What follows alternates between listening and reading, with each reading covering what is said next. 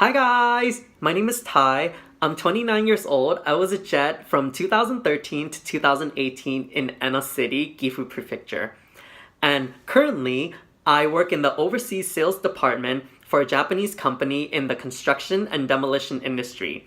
And my territory is Middle East, Southeast Asia, and Oceania. So you're probably wondering how I got here. Well, I actually found my job at the Jet Career Fair in Osaka. I know it actually works, right?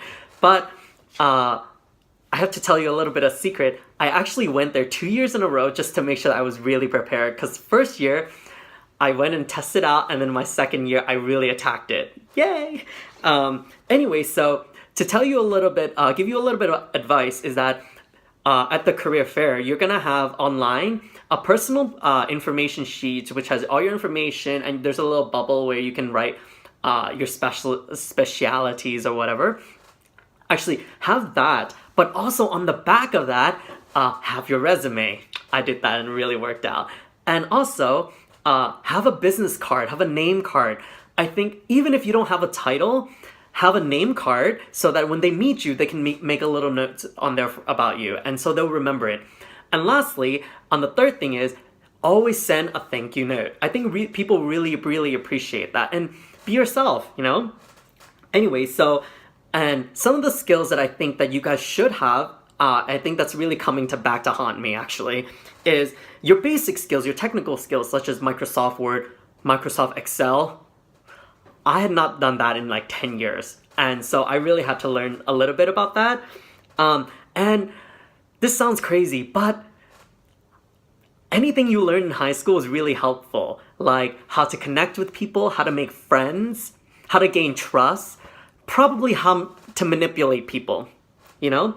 And other than that, I think your communication skills is really important. To be able to work in any job, you need to be able to talk to people, to relate to people.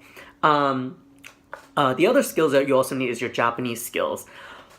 Do not listen to me. Don't do what I did. But I barely passed the N3 and I failed the N2 and I still got this job. I'm the exception. You are the rule.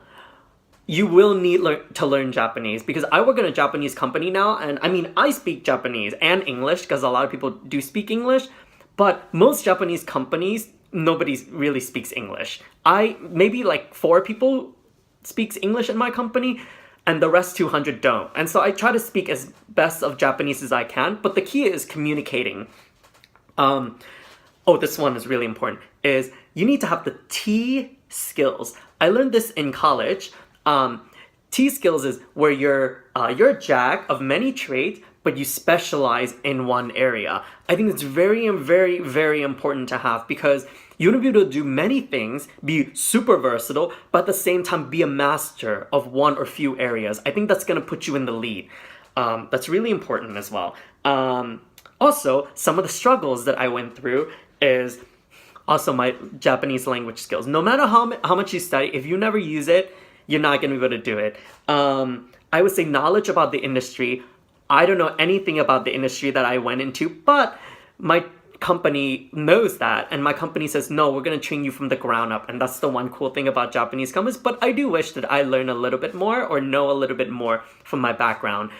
Oh, the one thing that really helped me was I did CAD, which is 3D modeling, I did 3D printing, I did metal smithing, and actually my company, they actually do those things. So when I did CAD training, I rocked it out a little bit. And I think the last thing, I think most people are probably, maybe you guys disagree or agree or disagree, I don't know. But I think discrimination will always be a factor. I would hear something such as like, oh, this Chinese person did this, or oh, because they're Chinese, they're not gonna, or because they're like, you know, I always tell people from Thailand and they'll be like, oh yeah, Thailand's great. There's a lot of, you know, sex tourism. So there'll be comments like that, or I always feel like I could never, like, I'm always applied to different rules because I look Asian, but I'm still a foreigner, or like the white people will like get different treatment than I do because I'm Asian. And honestly, that goes across all life. That's like, though, especially for people of color, anywhere in the world, you will get knocked down. You have to go 250 just to get knocked down to 100. I swear to God, that will always be the case. It's a sad world. And then, and I also want to mention a lot of things, some of my personal advice for you guys. And a lot of my advice are probably from America's Next Top Model. And it's something that you guys totally need to hear. 1, fake it till you make it. 2, be a chameleon. You have to be yourself and be able to adapt to all situations and be versatile. 3, be yourself all the way through and never lie. I applied to so many jobs, and actually got a few calls back, but I never lied about the fact that I was gay. I mean, I didn't say it, but I never toned down my femininity or my fierceness. You know, I'm still a dragon no matter what. So always be yourself. And if it's not meant for you, then it's not meant for you. I would say try to go for something that's kind of a career that you can grow on, that you can grow into, that's something more. I think that's really, sometimes you have to take a job to pay the bill, and that's okay, but try to look for a career. I think it's really going to shape your skills. I think that's like the skills really, really, really important. And I always say, be humble. Really, really, really be humble, because there's some people that are going to come in, do your job and say, you know, it's completely okay to complain. I think it's totally okay to complain when it's really hard. But I don't think it's okay to complain and say, I am too good for this job. Because when you have that attitude, is that I'm much better than this person who's doing the job. Oh, I'm like, you guys are like nothing. I'm like better than this. And that is the attitude that nobody needs. My company, when they hired us and we went to work, they said that the key, you can be the best person. It's great to be the best at this job, a master. But if you cannot connect with people and if you don't have a good personality, nobody wants to work with you. I really, really, really think that. And I leave that cockiness out at the door and walk in being open-minded. And don't have that attitude of, I'm the best. That is not what we need. And lastly, I really want to teach you guys about my favorite word. And I think in Thai, we say namchai, which is water of the heart. And the water of the heart is something that connects your heart and other people's hearts together, and that's generosity. I think people really, really see through fakeness.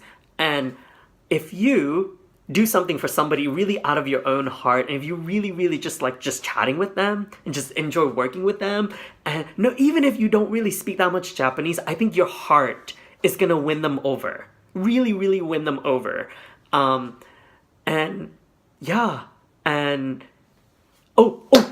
Last advice is really important. Actually, it's not.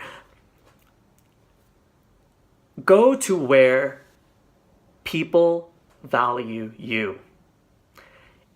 If Japan is not a place where they see value in you, if this company didn't see value in you, don't go there. Go to places where people see value in you, the skills in you.